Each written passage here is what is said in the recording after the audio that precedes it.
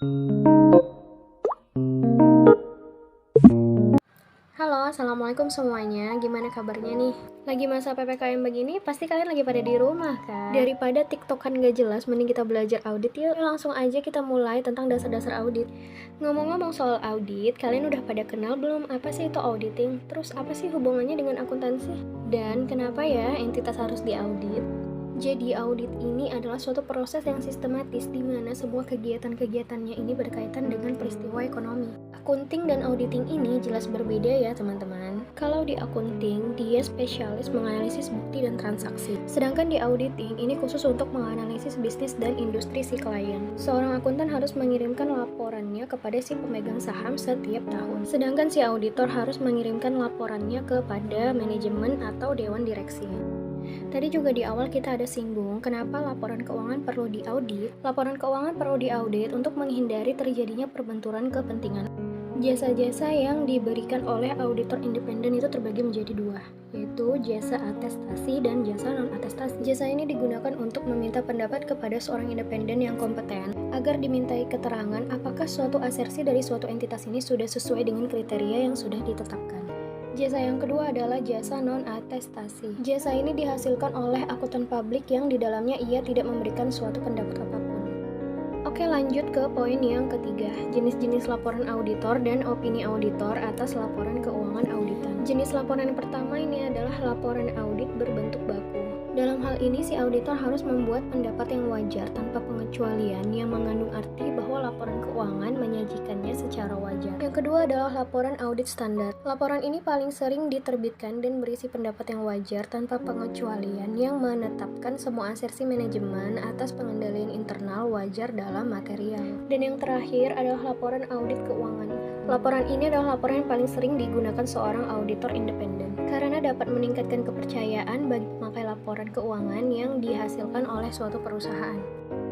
Jenis-jenis opini auditor dan kondisinya terbagi menjadi 4 bagian. Yang pertama ada unqualified opinion, wajar tanpa pengecualian. Hal ini diterbitkan apabila laporan keuangan telah disajikan sesuai prinsip akuntansi yang berlaku umum. Yang kedua ada qualified opinion, wajar dengan pengecualian. Hal ini terjadi apabila seorang auditor merasa yakin bahwa kondisi-kondisi yang dilaporkannya telah bersifat material. Yang ketiga ada adverse opinion, tidak wajar. Hal ini diterbitkan apabila laporan keuangan tidak disusun berdasarkan standar akuntansi keuangan. Lalu yang terakhir itu ada disclaimer atau tidak memberikan opini. Hal ini diterbitkan apabila adanya pembatasan yang bersifat luar biasa terhadap lingkungan si auditnya.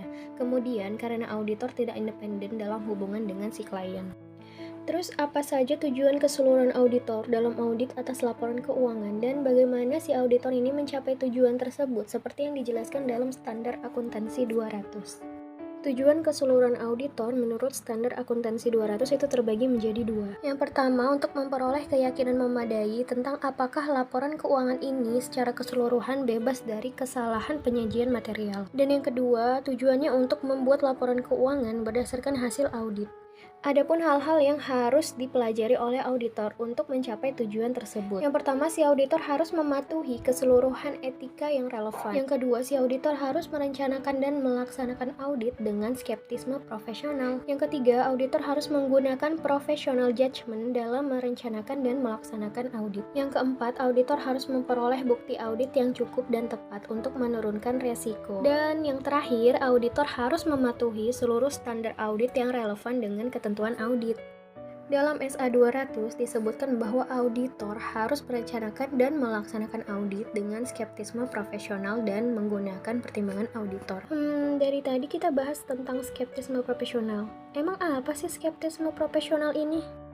Jadi, skeptisme profesional ini adalah suatu pikiran yang selalu mempertanyakan atau dia selalu waspada dengan kondisi yang dapat memungkinkan terjadinya kesalahan-kesalahan. Jadi, orang-orang yang skeptis ini adalah orang-orang yang perfeksionis. Oke, next. Dari tadi kita bahas tentang auditor. Nah, kali ini kita akan bahas tentang tanggung jawab manajemen menurut standar akuntansi 200 dalam pengauditan atas laporan keuangan. Manajemen bertanggung jawab untuk membuat laporan keuangan dan isi dari laporan keuangan merupakan asersi manajemen. Manajemen juga bertanggung jawab untuk merancang struktur pengendalian internal, tujuannya untuk menjamin ditaatinya prosedur yang ditetapkan dan mengamankan harta dari si perusahaan. Lanjut ke pembahasan yang ketujuh, itu ada independensi auditor sesuai dengan aturan etika akuntan publik yang berpraktik melayani publik. Dalam menjalankan tugasnya, anggota KAP harus selalu mempertahankan sikap mental independen di dalam memberikan jasa profesional. Sikap mental independensi tersebut juga harus meliputi independen dalam fakta atau in facts, ataupun dalam penampilan in appearance. Dari tadi kita bahas tentang audit, terus emang apa sih manfaat melakukan perencanaan audit dan tahapannya apa aja sih? Sebenarnya manfaat dari merencanakan audit ini banyak banget guys, tapi aku coba rangkum menjadi 3 bagian penting aja ya. Nah, yang pertama itu untuk mendapatkan bukti yang tepat dan mencukupi. Yang kedua untuk menjaga biaya audit agar tetap wajar. Dan yang terakhir untuk menghindari kesalahpahaman dengan si klien.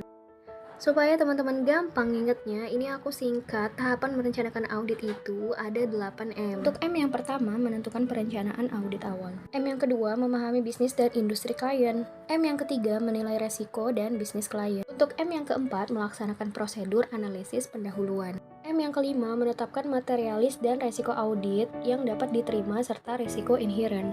M yang keenam, memahami pengendalian internal dan menilai resiko dari pengendalian. Nah, di M yang ketujuh, mengumpulkan resiko informasi untuk menilai resiko-resiko kecurangan yang akan terjadi di masa depan. Lanjut di M yang ke-8, mengembangkan perencanaan audit dan program audit secara keseluruhan. Nah, itu dia tadi 8 tahapan merencanakan audit. Semoga teman-teman ingat ya. Kalau tadi di materi ke-6 kita ada bahas asersi manajemen sesuai SA 200, maka kali ini kita akan bahas standar akuntansi 315 untuk asersi manajemen.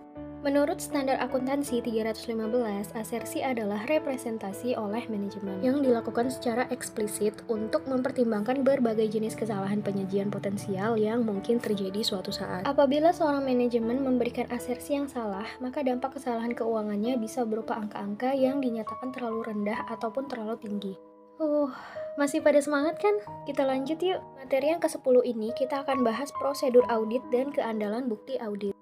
Prosedur audit ini memiliki tujuan untuk auditor memperoleh pemahaman atas entitas dan lingkungannya termasuk pengendalian internal dan menilai risiko salah saji di laporan keuangan. Tujuan yang kedua untuk menguji apakah pengendalian internal ini telah beroperasi secara efektif dan mencegah salah saji di setiap asersi manajemen. Lalu tujuan yang ketiga untuk menguji apakah terdapat salah saji material pada asersi laporan keuangan dengan melakukan pengujian substantif. Untuk bukti-buktinya, bukti yang tepat adalah bukti yang andal. Ada bukti yang memiliki keandalan lebih tinggi dan ada juga bukti yang memiliki keandalan lebih rendah. Dokumen yang dihasilkan oleh pihak internal sebaiknya dikirim langsung ke auditor dan disimpan ke klien. Sedangkan dokumen yang dihasilkan secara internal akan disirkulasikan langsung ke pihak eksternal. Resiko audit dapat didefinisikan sebagai resiko yang terjadi dalam hal auditor tanpa menyadari tidak memverifikasikan pendapatnya sebagaimana mestinya atas suatu laporan keuangan yang mengandung salah saji material. Dan materialitas adalah besaran penghilangan atau salah saji informasi akuntansi yang dapat mempengaruhi perbuatan keputusan ekonomi pihak-pihak yang mendasarkan keputusan pada informasi tersebut. Next, kita akan bahas hubungan antara materialitas, resiko audit, dan bukti audit.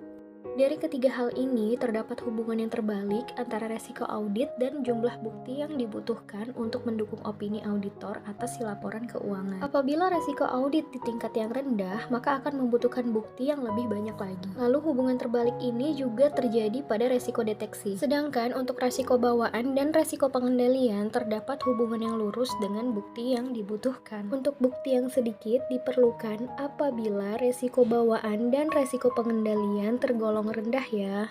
Nah, kali ini kita akan bahas kaitan antara level resiko pengendalian, level resiko deteksi, pengujian pengendalian, dan pengujian substantif. Nah, di sini aku sudah buatkan skema-skemanya. Kalau video ini kecepatan, kamu boleh langsung screenshot aja ya. Masih pada semangat kan? Satu lagi nih, materi kita yang terakhir itu adalah prosedur audit yang dipakai dalam pengujian pengendalian.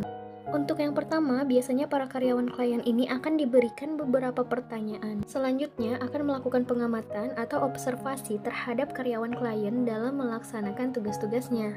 Nah, segitu dulu materi dari dasar-dasar auditing kita hari ini. Sampai ketemu di video-video selanjutnya ya. Bye-bye!